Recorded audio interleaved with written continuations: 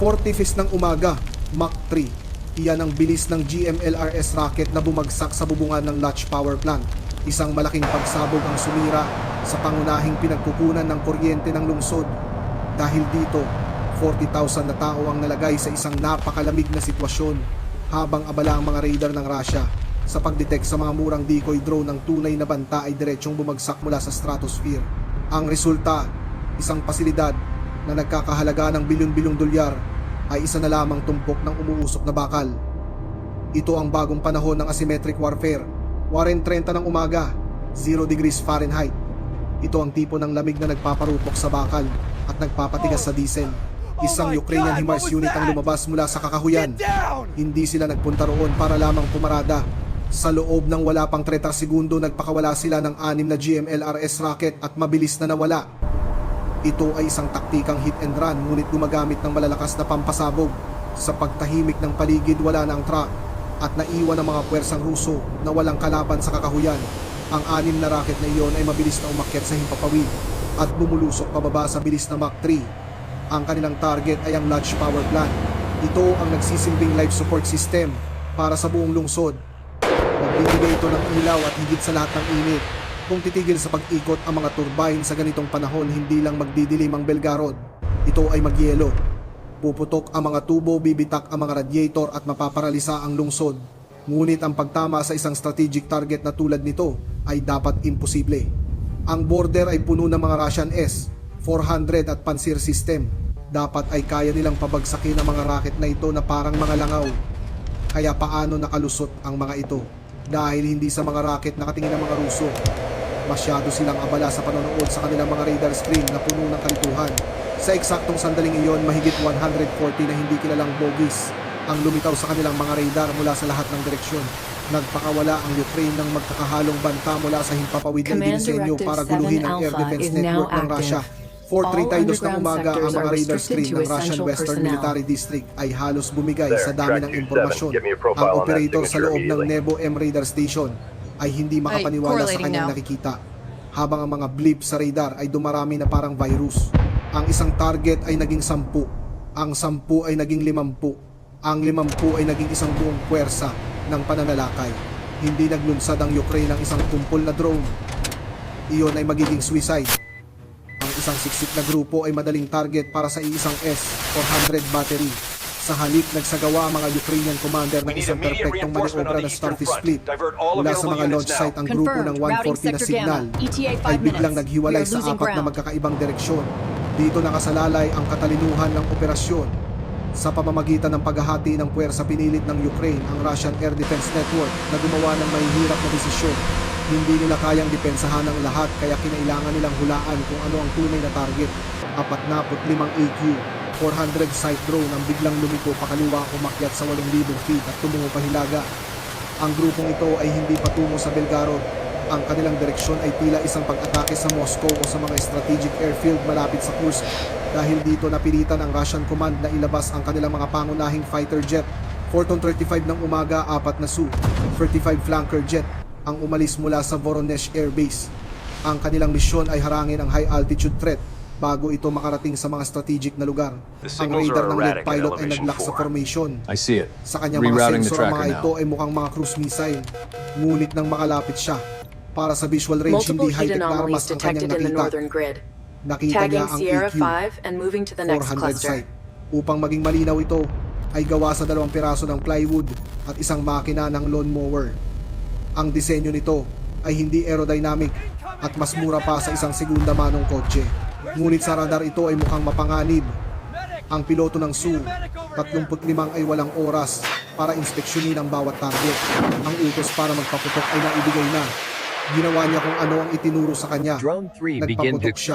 Nagpakawala siya ng isang R-77,000 air-to-air missile. Ito ay isang armas na nagkakahalaga ng 80 milyong rubles o humigit kumulang 1.2 milyong dolyar. Sinundan nito ang init mula sa makina ng lawnmower. Isang malaking pagsabog ang naganap sa kalangitan. Ipinagbunyi ito ng mga Ruso sa radyo. Nakapuntos sila ng isang kill. Ngunit kung susumahing gumastos ang Russia ng isang 1.2 milyon na advanced interceptor para sirain ang isang 5,000 taba na proyektong gawa sa plywood, at kinailangan nilang gawin ito ng 40 beses. Naubos ng mga Su. 35 ang kanilang mga missile sa pagpapaputok sa mga disposable na kahoy at plastic. Pagsapit ng 40:2 ng umaga, ang mga eroplano ng Russian Air Force ay Winchester, ubos na ang bala at paubos na ang fuel. Kinailangan nilang bumalik sa base para mag-rearm at iniwang bukas ang himpapawid. Habang hinahabol ng mga Su, 35 mga plywood sa Hilaga ang pangalawang vector, ang Southern Ghost Group ay lumiko patungong Astrakhan. Ang formation na ito ay binubuo ng 30 Bobber long-range kamikaze drone na may dalang 44-pound na warhead. Ito ang Pain na may kakayahang umatake. Pagtawid nila sa border agad, inactivate ng Russian Electronic Warfare Units ang GPS jamming para bulagin ang mga satellite. Agad lumipat ang mga Bobber drone sa inertial guidance na lumilipad nang walang GPS ngunit diretsyong tumatakbo. Kasama nila ang dainty weather balloon na may mga corner reflector. Nang magsimula ang jamming, ang mga lobo ay gumalaw ng walang direksyon. Sa mga Pantsir S-1 crew sa lupa, ang mga ito ay mukhang mga hovering attack helicopter. Dito nag-react ang mga Ruso. Ang mga Pantsir battery ay nagpaulan ng bala. Ang 30mm tracer fire ay nagliwanag sa gabi. Pinunit ng mga autocannon ang mga lobo isa-isa. Ngunit habang nakatuon ang mga Ruso sa mga lumulutang na decoy, ang 30 Bobber drone ay direktang lumusot sa engagement zone. Ngunit hindi sila ganap na nakaligtas. Isang pangalawang linya ng depensa, ang mas lumang Tor M2 missile system, ang naghihintay 10 milya sa likuran. Hindi tulad ng mga Pansir, ang mga crew na ito ay hindi nalinlang ng mga lobo. Nakita nila ang mga Bobber na lumilipad ng diretso at agad kumilos. Nagpakawala ang mga Tor M2 ng 16 na missile. Isa itong massacre. Ang mga Bobber drone na lumilipad ng diretso gamit ang inertial autopilot ay hindi nakaiwas. Isa-isa silang pinabagsak. Sa loob ng 3 minuto 28 sa 30 Bobber drone ang nasira. Ang natitirang dalawa ay bumagsak dahil sa navigation drift na dulot ng malakas na jamming. Ang Southern Group ay ganap na nawasak. 100% casualties. Para sa mga Russian commander, ito ay isang malaking tagumpay. Kakasira lang nila ng isang buong drone squadron. Ngunit iyon mismo ang layunin. Sa pag-atake at pagsira sa Southern Group, naubos ng mga Tor M2 battery ang kanilang mga missile. Nag-overheat naman ang mga baril ng Pantsir crew sa kapuputok sa mga lobo. Ang buong southern flank ng Air Defense Network ay Winchester, na ngayon ganap na naubusan ng ready-to-fire ammunition. Kakailanganin nila ng hindi bababa sa 20 minuto para mag-reload. Kasabay nito isinagawa ng ikatlong grupo ang pinakamatapang na maniobra ng gabi. Ito ay isang grupo ng 35 AQ, 400 sight. Ang mga ito ay gawa sa plywood, may makina ng lawnmower at nagkakahalaga lamang ng 15,000 bawat isa. Ngunit nilagyan ng mga Ukrainian engineer ang mga ito ng Luneburg lens, mga espesyal na radar reflector na nagpapalakas ng signature ng isang drone ng 100 beses. Bigla ang 35 na mababagal na drone na ito ay itinaas ang kanilang mga ilong at umakyat sa 16,000 feet direkta sa ibabaw ng border. Para sa mga Russian S, 400 operator sa likuran, agad na nagbago ang kanilang radar picture. Hindi na sila nakakakita ng murang kahoy. Pinalakas ng Luneburg lens ang kanilang signature, kaya't nagmukha silang isang formation ng mga heavy strike aircraft at posibleng mga Su-24 bomber na naghahanda para sa isang high altitude attack. Tinitigan ng Russian commander ang malalaking blip. Hindi niya maaaring isugal ang isang bombing run sa lungsod. Binaliwala niya ang data ng mabagal na airspeed at pinahintulutan ang paggamit ng mga heavy S-300V4 battery para harangin ang mga bomber. Malalaking 9M83M Giant missile na may bigat na 5,000 pounds at halagang mahigit 200 milyon bawat isa ang umalis sa kanilang mga launch lane. Manual na in-override ng mga operator ang system speed filters para mag-engage. Ang mga missile ay bumilis hanggang Mach 7 at sumugod sa high altitude formation. Ang resulta ay total overkill. Tinamaan ng mga S-300 missile ang mababagal na sight nang may matinding puwersa na halos nag-vaporize sa mga drone. Ang Suicide Squad ay nalipol. 35 drone ang nasira sa loob ng wala pang 2 minuto. Ngunit gumastos ang Russia ng 12 heavy interceptor missile na may kabuuang halaga na bitok 40 milyon para sirain ang 13 bilyon na halaga ng plywood. Ang S-300 at S-4 na raang batteries ay nasa reload cycle na ngayon na tumatagal ng 45 minuto. Ang kanilang mga radar ay nakatutok din pa itaas at hindi napapansin ang stratosphere sa itaas nila. Sa wakas dumating ang ika-4 na grupo ng 30 AQ. 4 na rong site ngunit hindi sila umatake. Huminto sila 5 milya sa labas ng lungsod at nagsimulang umikot. Ang mga drone na ito ay umikot sa gilid ng engagement zone ng mga Pantsir S-1 papasok at palabas ng radar coverage. Ito ay isang psychological tactic para sa mga air defense crew Ang mga natitirang pansir operator ay napilitang panatilihing umiikot ang kanilang mga tracking radar sa horizon line para maiwasan ang paglusot ng mga drone. Naging isa itong The sitwasyon ng cascading effect paghihintayan. spread quickly. Hindi makapagpaputok Within ang mga minutes, pansir the dahil entire nanatili sa eastern labas ng range seaboard ang mga grid drone. was offline. Ngunit hindi rin nila maaaring patayin ang kanilang mga radar dahil susugod ang mga drone sa sandaling gawin nila iyon matapos ang 20 minuto ng mapanganib na sayaw na ito As the nagsimulang city kumurap slowly ang mga fuel awakens, gauge na mga the site. first rays of the Alam ng sun mga paint Ukrainian the operator sky na in tapos hues na ang of laro, orange and ngunit gold. hindi mo basta-basta ibabagsak ang isang kamikaze drone sa isang bukid. Kailangan mong pagbayarin ang kalaban sa bawat huling segundo. All units free fire, crash dive, iyon ang utos na lumabas. Sabay-sabay ang lahat ng 30 site ay lumiko at sumugod patungo sa paligid ng lungsod. Hindi nila target ang power plant, wala na silang sapat na range. Tinarget nila ang anumang mukhang mahalaga mga radar truck fuel depot at maging ang mga panzer battery mismo. Ang mga panzer crew na kanina pa nerbyosong nagbabantay sa horizon ay biglang nasuong sa isang malapitan at desperadong labanan.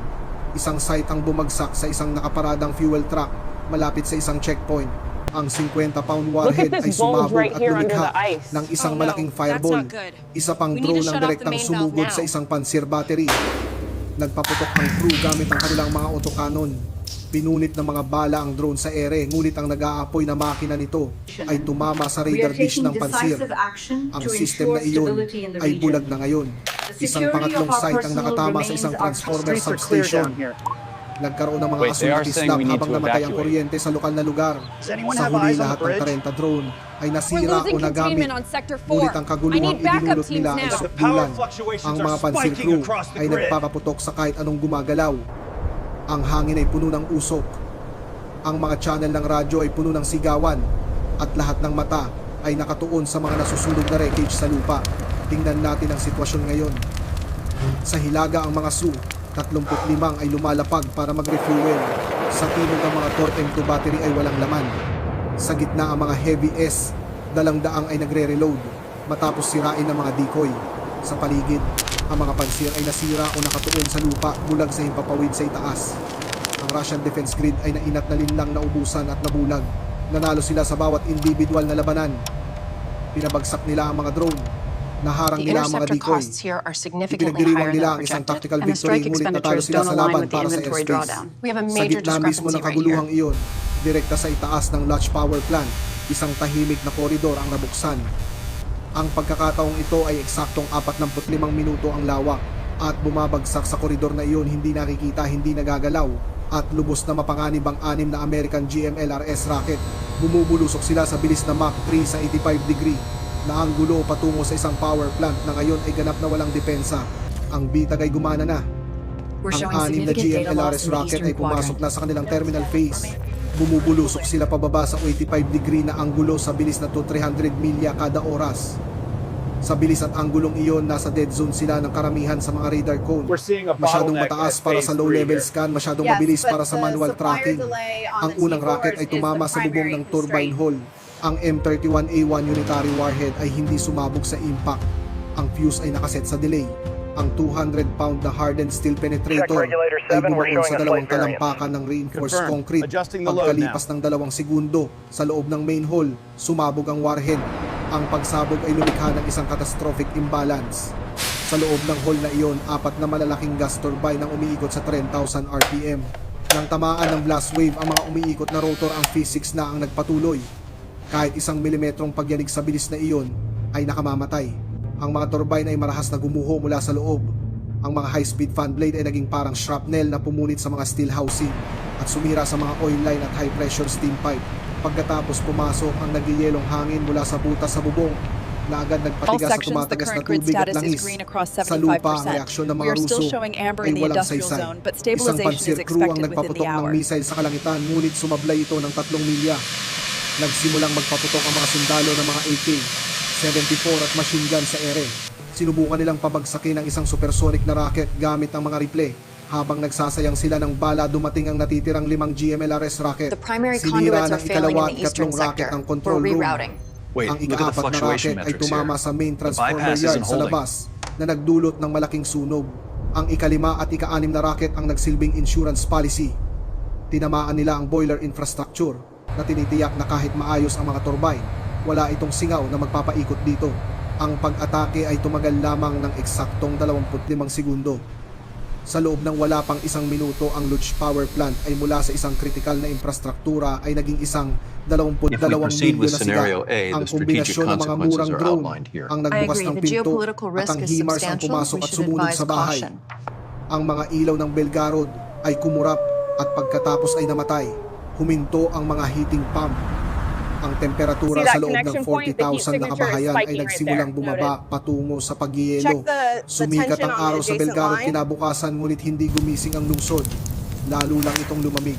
Habang ang mga bombero ay nag-i-spray pa rin sa nasirang turbine hall, ang tunay na pinsala ay nagsisimula pa lamang lumabas. Hindi lamang ito isang bombing run. Ito ay isang strategic masterclass na sumira Grid sa logistical stabilization in spine ng process. Russia. Ang pisikal na Acknowledged. pinsala ay ganap. Feeder 9 is Ang still Lutz down. Power Plant ang nagbibigay ng 70% ng init ng lungsod. We need to focus Dahil on this wasak ang mga sector turbine first. at sira ang mga boiler, if we huminto ang reroute the daloy ng convoy mainit na here, we tubig. save 3 hours. Sa loob Alright, ng confirm 6 na that with the oras, ground ang team. temperatura sa mga apartment ay bumaba sa 40 degrees. Pagsapit ng gabi, kapantay na nito ang nagyayelong temperatura sa labas. Ang pag-aayos ng isang turbine ay inabot ng buwan. Ang pag-aayos ng isang nagyelong tubo sa loob ng pader na semento ay nangangailangan ng jackhammer at isang himala.